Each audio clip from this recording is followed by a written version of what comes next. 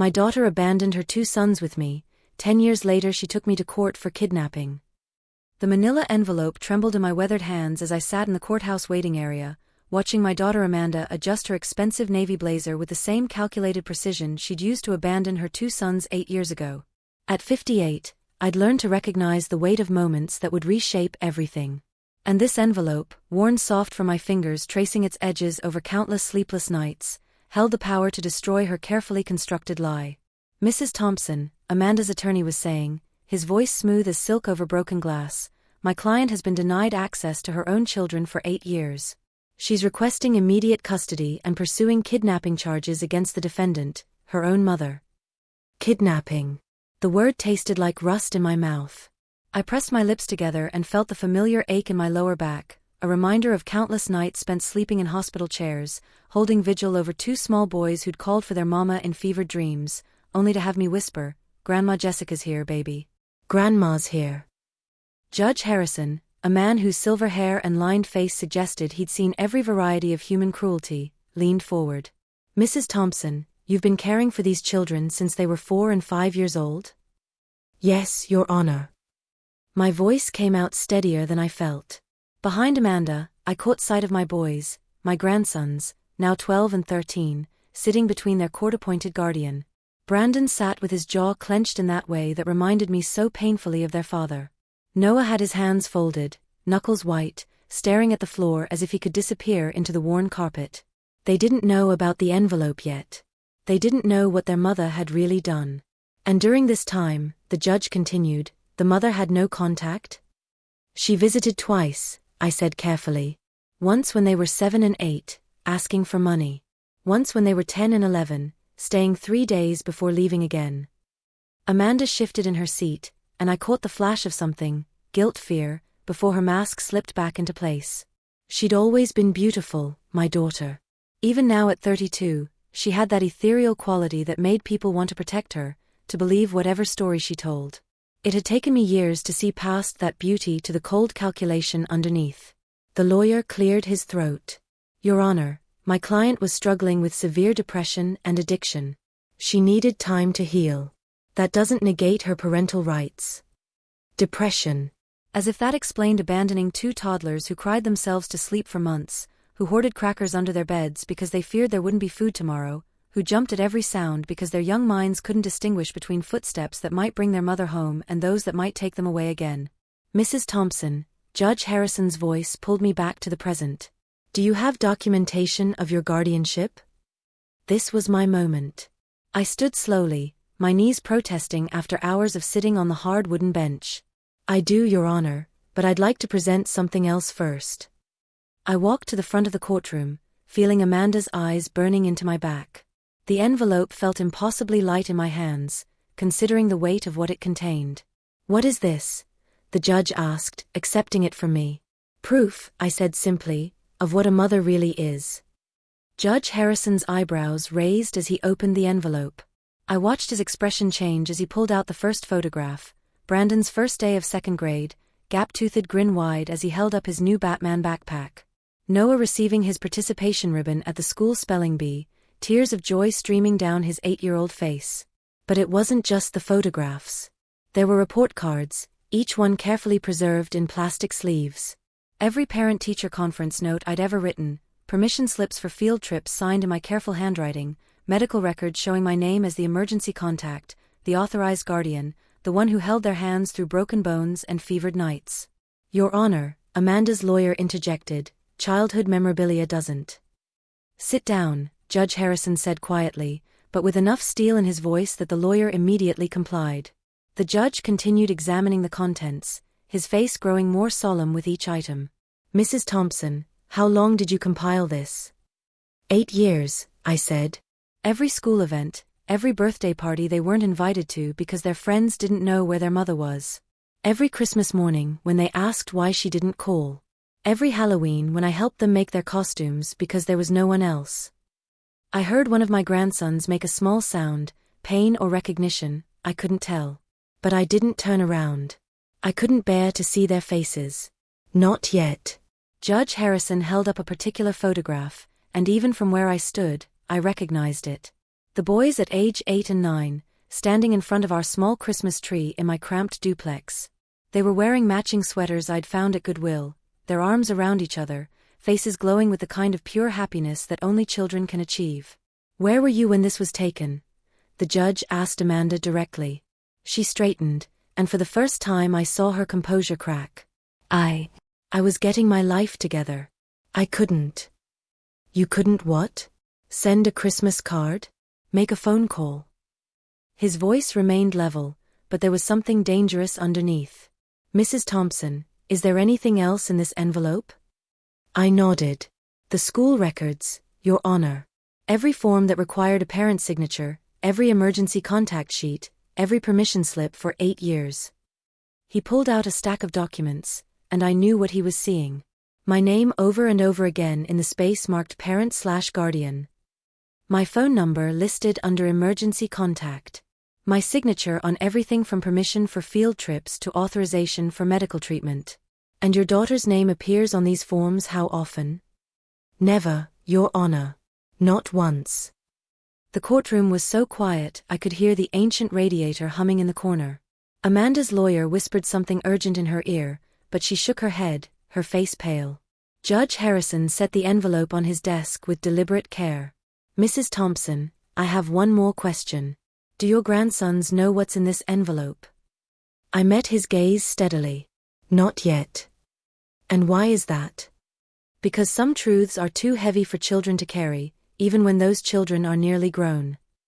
The silence stretched like a taut wire. Finally, Judge Harrison addressed the boys directly. "Brandon, Noah, I need to ask you something important. Do you want to live with your mother?" Both boys exchanged a glance, that wordless communication that had always amazed me. Brandon, always the spokesman for his younger brother, cleared his throat. "Your Honor," he said, his voice deeper than I expected for a 12-year-old, "we don't really know her." Those 6 words hung in the air like a death sentence. I saw Amanda flinch as if she'd been struck. Saw her lawyer close his eyes in defeat. But it was what Brandon said next that would haunt me for the rest of my life, "But we'd like the chance to try."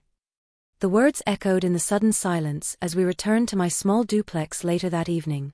I set down 2 mugs of hot chocolate, a ritual I'd maintained every evening for 8 years. Brandon's declaration in the courtroom had earned them a 2-week trial period with Amanda. 2 weeks to decide if they wanted to pursue a relationship with the mother who'd walked away when they still needed help tying their shoes. "Grandma, you're shaking," Noah observed, his gentle nature always attuned to others' emotions.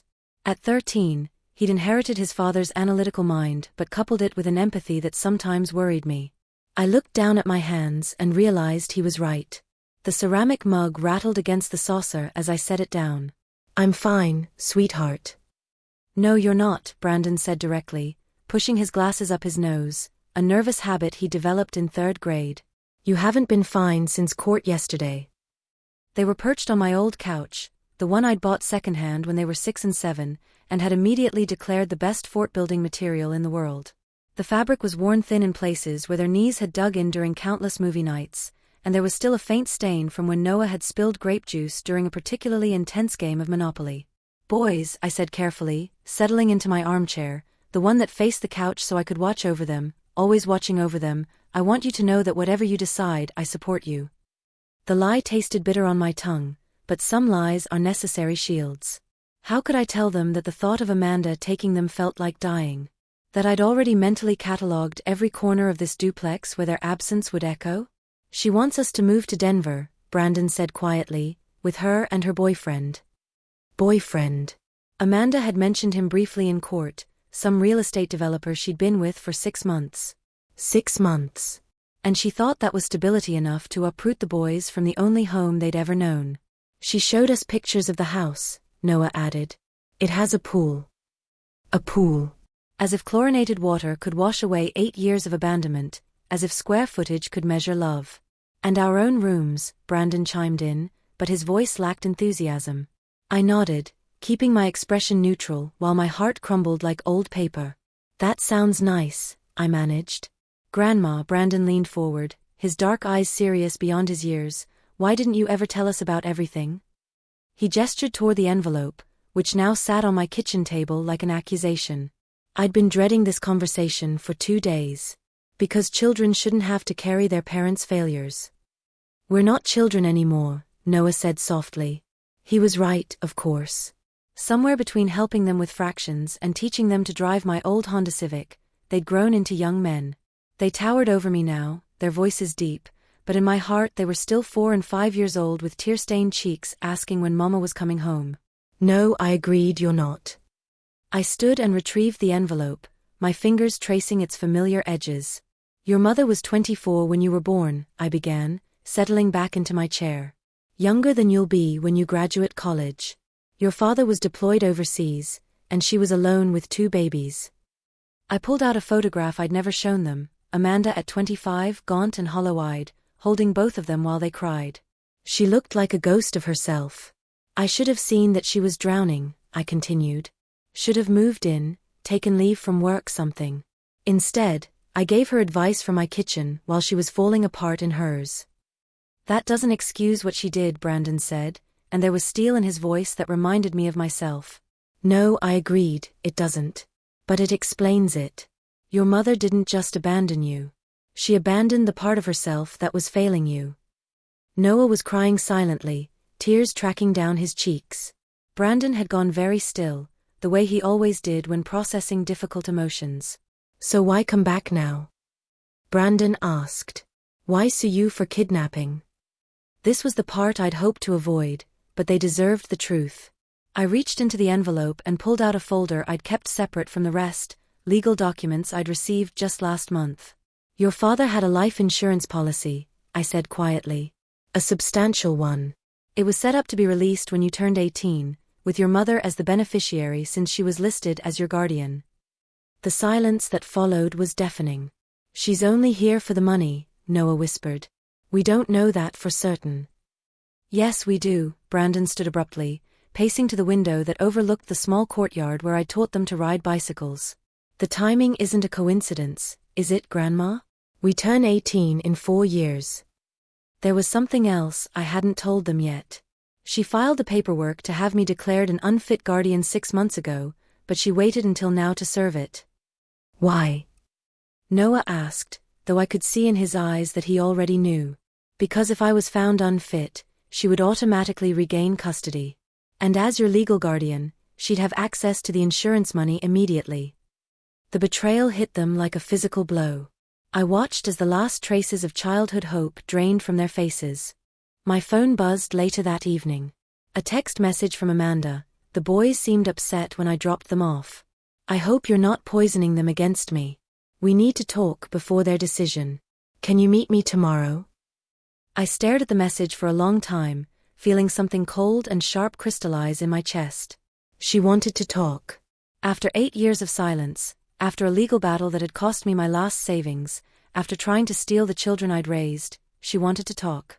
I typed back, Miller's Diner, 2 p.m. Then I set the phone aside and began planning what would be my daughter's final lesson in consequences.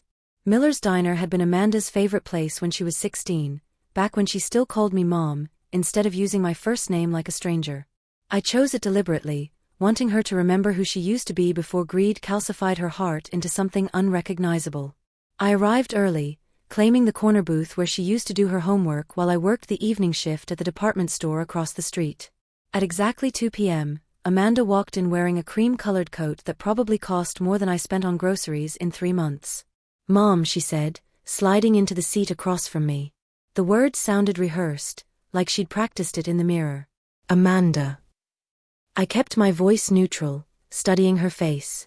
At 32, she still looked young, but there were lines around her eyes that makeup couldn't quite hide. She ordered a skinny vanilla latte with almond milk, of course she did, while I stuck with black coffee. The boys seem confused, she began once the waitress left. I can tell you've been filling their heads with your version of events. Your version. As if there were multiple interpretations of abandonment, as if the truth was somehow negotiable. I told them the facts. Nothing more. Facts can be presented in different ways. She leaned forward, her voice taking on that wheedling tone I remembered from her teenage years when she wanted something. You have to understand, I was sick after they were born. Postpartum depression is a real medical condition. You couldn't call for 8 years? The question hung between us like a blade. Amanda's carefully constructed explanation crumbled, and for a moment, I saw something roar in her eyes, fear maybe, or the dawning realization that her lies wouldn't work on me. I wanted to, she said softly. But the longer I stayed away, the harder it became. How do you explain to 2 little boys that their mother just left? You don't explain, I said. You apologize. You come home. You do the work. I was building a life. You were running away. My voice remained steady, but I felt something cold and final settling in my chest. And now you're back because that life you built requires funding. Amanda's face flushed. This isn't about money. I reached into my purse and pulled out a folder I'd prepared that morning. Inside were printouts from social media, public records, everything I'd researched after the court hearing.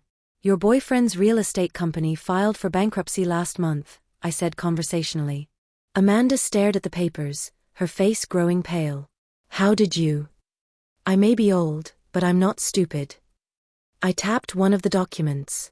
You filed for unemployment benefits 2 months ago. Same week you had me served with custody papers. The diner bustled around us, the cheerful chatter of other patrons forming a surreal soundtrack to our confrontation. Amanda's latte sat untouched, foam dissolving into beige mediocrity. Even if that were true, she said, rallying, it doesn't change the fact that they're my children. I have rights. Rights. I tasted the word like something spoiled. Tell me, Amanda, what rights did they have? The right to a mother who showed up? The right to birthday cards? The right to know they were wanted? I made mistakes. You made choices. I gathered the papers and returned them to my purse with deliberate care. Every day for 8 years, you chose not to pick up the phone, not to send a letter, not to ask how they were doing. I thought they were better off without me. No, you thought you were better off without them. The accuracy of the statement hit her like a physical blow. I watched her composure crack, watched the mask slip just enough to reveal the selfish girl who had always lurked beneath my daughter's pretty surface. What do you want from me? She whispered. I want you to leave. I can't do that. I need the insurance money. Yes, I know. I leaned back in my chair, studying her face. Here's what's going to happen. You're going to withdraw your custody petition. You're going to return to Denver and tell your boyfriend that the money isn't coming. And you're going to leave my grandsons alone. And if I don't? This was the moment I'd been building toward. The culmination of 2 sleepless nights spent researching, planning, preparing for war. I reached into my purse again and pulled out a different folder, this one thicker, more substantial. Then I'll destroy you. Amanda laughed, a sound like breaking glass. With what? You're a 58-year-old woman living on Social Security. What could you possibly? I opened the folder and began laying out photographs. Not the sweet family moments from the envelope I'd shown the judge, but something else entirely. Screenshots from social media posts, credit card statements, bank records, all obtained through perfectly legal means by a private investigator I'd hired with my last $1,000. This is you in Cabo last spring, I said conversationally, pointing to a photo of Amanda on a beach, cocktail glass raised in celebration. Same week Noah was in the hospital with pneumonia. I called every number I had for you. You never answered. Amanda's face went ashen. This is your credit card statement from that trip. $3,000 on spa treatments and shopping while I was working double shifts to cover his medical bills. I moved to the next document. And this is particularly interesting. Your application for a payday loan. Apparently, you've been living beyond your means for quite some time. How did you? Public records. Amazing what you can find when you actually bother to look. 6 months later, I stood in my kitchen, not the cramped duplex anymore, but a real house with room for the boys to have their own spaces. They'd used part of their inheritance money to buy it, insisting I deserved a proper home after everything I'd sacrificed for them. The custody battle had ended not with a dramatic courtroom showdown, but with a whimper. Faced with the evidence of her financial desperation and 8 years of documented abandonment, Amanda had quietly withdrawn her petition and disappeared back to Denver. The boys never heard from her again. Grandma Jessica, Brandon called from the living room, dinner's ready. At 15 and 16 now, they'd grown into remarkable young men. Brandon was student body president, already talking about studying law to help families like ours. Noah had discovered a talent for computer programming and was building apps in his spare time. I joined them at our new dining table, watching as they served the spaghetti they'd insisted on cooking themselves. These boys who had learned to fend for themselves too young, who now showed their love through acts of service and fierce loyalty. "How was your day?" Noah asked, the same question he'd asked every evening since he could speak in full sentences. "Better now," I said, and meant it. We ate dinner together, talking about school and friends and their plans for college. Normal conversation from a normal family, except we'd never been normal. We'd been forged in crisis, strengthened by abandonment, unified by love that chose to stay when others chose to leave. After dinner, as I was cleaning dishes, my phone rang. Unknown number. "Mrs. Thompson? This is Detective Martinez with Denver PD. We're calling about Amanda Patterson. She listed you as an emergency contact." My blood ran cold. "What's happened?" "She was arrested last night. Drug possession, fraud charges. She's asking for bail money." I closed my eyes, feeling an old familiar weight settle in my chest. Even now, even after everything, some part of me wanted to help the little girl who used to curl up in my lap during thunderstorms. "Ma'am? Are you there?" "I'm here," I said quietly. "Detective, I need you to understand something. My daughter and I are estranged. I have no intention of providing bail money or assistance of any kind." "She said you'd say that. She wanted me to tell you she's sorry." "Sorry." After 8 years of silence, after trying to steal my grandsons for money, after abandoning them when they needed her most, now she was sorry. "Tell my daughter," I said carefully, "that sorry doesn't pay the bills or heal broken hearts or erase 8 years of bedtime stories I read alone." I hung up and turned back to the dishes, where Brandon was waiting with a concerned expression. "Everything okay?" I looked at him, this boy I'd raised, this young man who called me every night from college now, who sent me funny memes and remembered my birthday and never let me carry heavy groceries, and felt the completeness of this moment. "Everything's perfect," I said, and for the first time in 8 years, I meant it completely. Love, I had learned, wasn't about blood or biology. It was about showing up, day after day, choice after choice, until showing up became as natural as breathing. And I had never stopped showing up.